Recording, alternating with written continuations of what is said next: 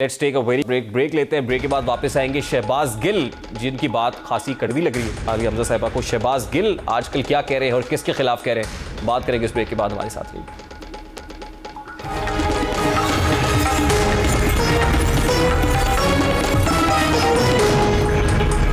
Welcome back. साबिक वजीर आजम इमरान खान के मुआविन खुसूसी डॉक्टर शहबाज गिल अपने तुंदो तेज बयानात की वजह से हमेशा से ही अपनों और परायों में जेर बहस रहते हैं। 2017-18 की इलेक्शन मुहिम में इमरान खान साहब ने उन्हें अमेरिका से दरियाफ्त किया और खान साहब की हुकूमत में वो आला ओहदों पर फाइज रहे। उनका बसीरा बनी गाला में वजीर आजम इमरान खान की रिहाइशगाह में ही रखा गया। वो इंतखाबी मुहिम के दौरान इमरान खान को उनकी तकारीर में मदद किया करते थे। इसके बाद उन्हें मुख्तलिफ टॉक शोज़ में मुतारिफ कराया गया, जहाँ ऑपोजिशन को आड़े हाथों लेना और उनके खिलाफ जारहाना रवैया अपनाना उनका खासा बन गया। उस्मान बुज़दार को जिस वक्त वज़ीर आला पंजाब बनाया गया तो उसी वक्त से ये ख्याल किया जाता था कि पंजाब में वज़ीर आला को चलाने के लिए उनके साथ एक मजबूत बंदा होना चाहिए। इस साहब मकसद के लिए खान साहब ने शहबाज गिल को चुना। यूँ एक वक्त में वो पंजाब के डिफेक्टो वज़ीर आला भी रह चुके। वज़ीर आला पंजाब का तर्जुमान मुकर्रर होने के बाद उनकी सियासी इनिंग्स का सही मानों में आगाज़ हुआ, जहाँ उन्होंने मुस्लिम लीग नून की रहनुमा मरियम नवाज़ को अपना हदफ बनाया। सियासत में जिस तरह का चलन शहबाज गिल ने शुरू किया, उसने हमारी सियासत को दुलख्त भी किया। शहबाज गिल ने अपने हर सियासी मुखालिफ के साथ बदजुबानी की और ऐसी की कि पीटीआई के सारे बदजुबानों को पीछे छोड़ गए और इमरान खान का दिल और दिमाग बन गए। और फिर ये तान तक हुआ जहाँ इमरान खान की मोहब्बत में इदारों को टारगेट किया गया, जिसके नतीजे में उन पर बगावत का मुकदमा बना। फिर हमने देखा कि खुद खान साहब भी शहबाज गिल का दिफा करने से कासर रहे। इमरान खान की आंखें और कान बन जाने वाले शहबाज गिल की अपनी आंखें तब खुली जब गुज़श्ता दिनों उन्हें ज़मान पार्क में दाखिले के वक्त उन्हें और उनके गार्ड्स को रोका गया। प्रेस कॉन्फ्रेंस करते हुए शहबाज गिल बेबसी की तस्वीर दिखाई दी। उन्होंने दबे अल्फाज में तहरीक इंसाफ के लिए अपनी कुर्बानियाँ गिनवाई और बताया कि मैं अमेरिका से 30 लाख तनख्वाह छोड़कर खान साहब के लिए वापस आया। उनकी बॉडी लैंग्वेज से पता चलता है कि उनका सॉफ्टवेयर अपडेट हुआ है या कहीं ना कहीं कोई मसला ज़रूर है। अब शहबाज गिल खान साहब को इस तरह से दिफा करते नज़र नहीं आते, बल्कि बहुत कम मीडिया टॉक करते हैं, उनको डिफेंड नहीं करते। तहरीक इंसाफ के अंदर से कयास आराइयाँ हो रही हैं कि शहबाज गिल तहरीक इंसाफ छोड़ रहे हैं या उनके खान साहब के साथ मामला ख़राब हो चुके हैं। इस बात पर जब कयास आराइयाँ शुरू हुई कि शहबाज गिल पार्टी छोड़ रहे हैं, तो आज उन्होंने एक वज़ाती पैगाम दिया कि मेरे सोशल मीडिया के भाई वकला और पार्टी वर्कर्स जो आज मेरी पेशी पर हाई कोर्ट तशरीफ़ लाए, मैं उनका बहुत बहुत शुक्रगुजार हूँ। आपकी मोहब्बतों का शुक्रिया। कुछ व्लॉगर्स जाली झूठी खबरें फैला रहे हैं। पार्टी छोड़ने का फैसला कर लिया शहबाज गिल ने। पीटीआई के मैं बददिल हो गया हूँ, ये सब झूठ है, बराए मेहरबानी झूठ मत फैलाएं। आज पेशी से पहले वो शिकवा करते दिखाई दिए और उन्होंने एक ट्वीट करके तहरीक इंसाफ के इनकलाब का गाना पढ़ा। उस पर उनका कहना था कि कल सुबह 9 बजे लाहौर हाई कोर्ट में जनाब जस्टिस तारिक सलीम शेख साहब की अदालत में अपनी ऊपरी ज़मानत में पेश हो रहा हूँ। नया मुकदमा है, अभी तक मुझे नहीं FIR नहीं मिल रही है और खान साहब की हिदायत के बावजूद हमारे लोकल लीडर्स इन तारीखों पर आने की ज़हमत नहीं करते। ऐसे मालूम होता है जैसे कोई मेरा ज़ाती मुकदमा हो। यानी खान साहब की हिदायत के बावजूद तहरीक इंसाफ की तरफ से उन्हें कोई सपोर्ट नहीं मिल रही थी। हत्ता कि तहरीक इंसाफ के कारकुन सोशल मीडिया पर भी उनकी हिमायत करने से कतरा रहे हैं। इसका शिकवा भी उन्होंने अपनी एक ट्वीट में किया, जिसमें उनका कहना था कि इस सारे वाक़े में सबसे बड़ा नुकसान ये हुआ कि 2-3 दोस्तों के सिवाय बाकी तमाम दोस्त गायब हो गए।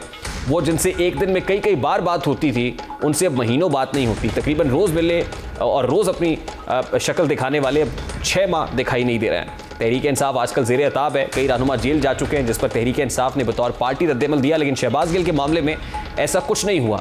इस बात पर भी शहबाज गिल ने एक ट्वीट में सवाल उठाया कि मुझे एक बात समझ नहीं आ रही, मुकदमात और गिरफ्तारियाँ तो बहुत सारे और लोगों की भी हुई, लेकिन वहशियाना तशद्दुद सिर्फ मुझ पर। मैं नाम सिर्फ मेरे अकेले का नाम ECL में हुआ, कोर्ट में ट्रायल सिर्फ मेरा हुआ, तकरीबन 40 दिन जेल में मेरी बीवी पर झूठा केस बनाया। मेरा कसूर क्या? मैं मिडिल क्लास होना मेरा कसूर है? इन सारी ट्वीट से जाहिर होता है कि शहबाज गिल की फ्रस्ट्रेशन बढ़ रही है। पहली बार उनका वास्ता असली तहरीक इंसाफ से पड़ रहा है। शायद पहली बार उन्हें एहसास हो रहा है कि तब्दीली किसी के कांधों पर बैठ कर नहीं आती। पहली दफ़ा उन्हें एहसास हो रहा है कि तहरीक इंसाफ भी अशराफिया की जमात है। यहाँ भी मिडिल क्लास वाले एक बंदूक की तरह इस्तेमाल होते हैं, जिसे सिर्फ फायर इस्तेमाल किया जाता है। कल उन्होंने फवाद चौधरी पर तंज करते हुए एक ज़बरदस्त बात, जैसी कौम वैसा नेल्सन मंडेला मिलेगा। यही सितम ज़रीफ़ी है कि इस निज़ाम की जैसा इनकलाब वैसा ही इनकलाबी मिलता है। गिल साहब इसी अरसे में जहांगीर तरीन, अलीम खान, चौधरी सरवर और इस तरह की दर्जनों मिसालों के ऐनी शाहिद हैं। आपने किसी के हक़ के लिए नहीं, सिर्फ खान साहब के हक़ के लिए आवाज़ उठाई। आपने दूसरी जमातों के लीडरान का मजाक उड़ाया, उनकी गिरफ्तारी का मजाक उड़ाया।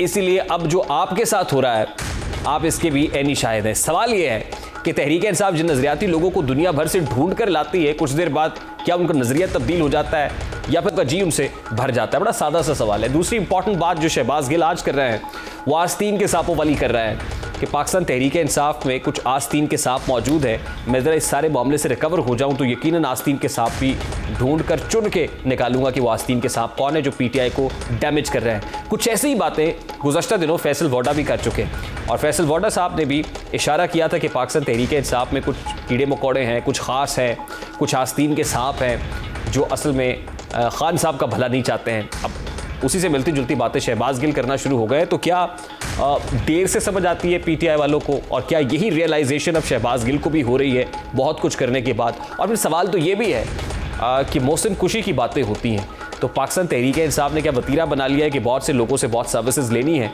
और उसके बाद उन्हें टिश्यू पेपर की तरह फेंक देना है, ये राख के ढेर की तरह, सरे शाम राख के ढेर की तरह बाहर उगल देना है? ऐसे बहुत सारे सवालात यकीनन शहबाज गिल के जहन में भी होंगे। अभी एक ब्रेक लेंगे और ब्रेक के बाद जब वापस आएंगे तो गुफ्तगू कंटिन्यू करेंगे हमारे साथ।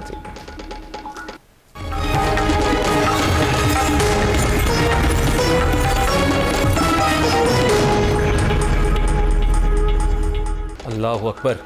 बरादर मुल्क तुर्की और शाम में ज़लज़ले ने तबाही की नई दास्तान रकम कर दी है। शाम की सरहद के करीब वाक़ तुर्की के जुनूब मशरक़ी इलाके गाज़ियान्तेप में 7.8 की शिद्दत का ज़लज़ला आया जिससे सैकड़ों हलाकतें हुई हैं। तुर्क सदर ने कहा है कि मुल्क में ज़लज़ले की तबाही से अब तक 1800 से ज़ायद हलाकतों की तस्दीक हो चुकी है जबकि 8000 से ज़ायद अफराद ज़ख्मी हैं। शाम से मिलने वाली इतलात के मुताबिक अब तक ज़लज़ले से 900 से ज़ायद अफराद हलाक और 2000 से ज़ायद ज़ख्मी हुए हैं।